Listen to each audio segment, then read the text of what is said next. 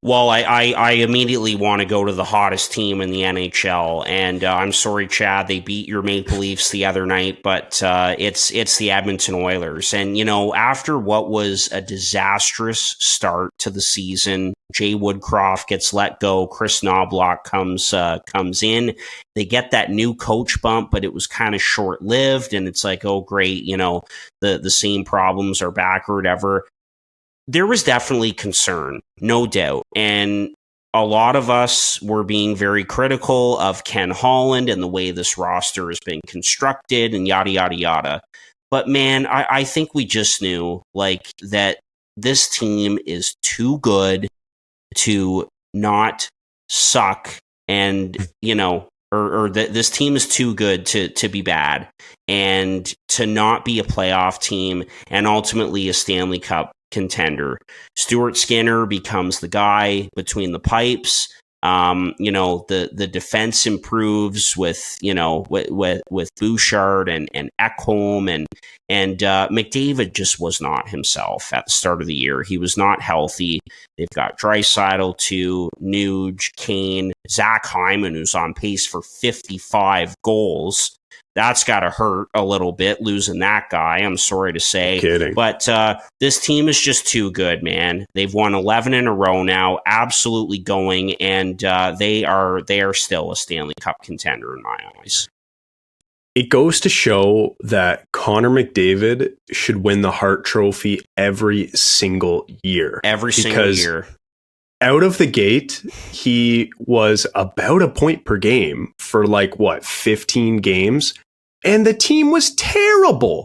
If he's not like a point and a half to 2 points a game, like the team is just not good, which is ridiculous. And I know Draisaitl's there, but the two of those guys, they're the horses. And when they're not going, the entire team is just not good. So talk about a premature coaching fire of Jay Woodcroft. Like that is the definition of a premature fire, because when you look at the players on this team and you just look at the scenario, okay, let's map out exactly what happened.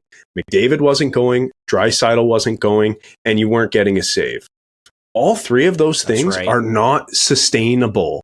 But instead of just letting it ride out and you know, establishing or keeping the same message that had been established by Woodcroft, instead they go out and get someone new, and all of a sudden they start winning and they get the new coach bump and everything. I just I call me a hater because they beat the Leafs the other day, but I can't attribute the winning streak to a new coach bump, because I think that this team would have the exact same record with Jay Woodcroft as their coach. I agree. Look, and Woodcroft is going to coach again in this league. I think he's a great coach. He was one of my favorite coaches, like, you know, when he was with the Oilers, and he did a great job, like got them to the Final Four 2 years ago.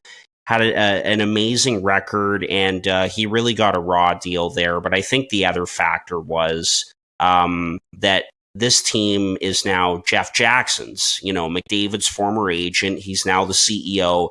And for years, he's been talking about Chris Knobloch and how highly he thinks of him. And so he was looking to bring him in anyway at some point, and I think this really gave him an excuse to do so. But 100%. I just think the narrative around this is lazy, though. And I even this morning on First Up with Carlo Koliakovo, I heard him say, and no disrespect to Carlo, but I heard him say, you know, it didn't work out in Edmonton. They changed the coach, and that they solved the issue. It's like, no, man, that wasn't the issue. Like it just, so I hate the narrative. I think it's lazy, and I don't want to give credit to a new coach who, you know, because like how much can a coach even, like, I don't know. I was talking with John about this today, and we both kind of have this feeling that a coach can only do so much, and firing a coach, you know, you might get a spark, you might get a new coach bump. And, you know, certainly there are some coaches who have their teams ready to run through a brick wall, you know, like Rick Tocchet clearly changed the culture, but that was a more underlying issue in Vancouver. Yeah, that's right. And Rod Brindamore, like former player, like I think he would have success no matter where he goes, just because of what he brings. It's not necessarily his system. But anyway, I don't want to get down a rabbit hole on this. I just wanted to say that I think Edmonton has always been a good team. They just had some struggles out of the gate, and it was going to solve itself no matter what. Yeah, absolutely. Again, that some concerns early on. It was a disastrous start, but I think we all knew that this team was going to get out of it and get back into the race. And they will be a playoff team here. They've caught the LA Kings just about 1 point behind them, and they're a contender for sure. So